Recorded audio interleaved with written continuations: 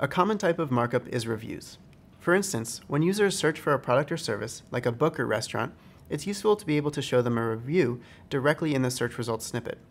In order for your reviews to properly display as a rich snippet, there are a few properties that you should mark up in your HTML.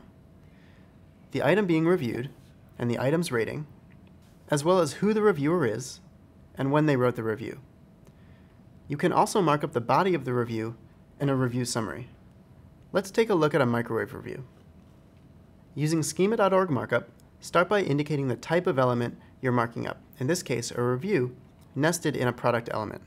Mark up the review description if you have one, the author of the review, the date it was published, and the body of the review itself.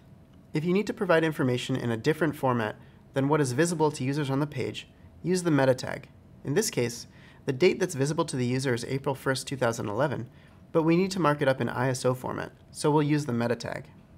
To include a rating, nest a rating element right in your review's review rating property. A rating can include the rating value itself, as well as a best value. Google will normalize your rating on a 5-point scale using these values. If your page shows multiple reviews, you can mark it up to show rich snippets just like you can for a single review page. Let's look again at the microwave example.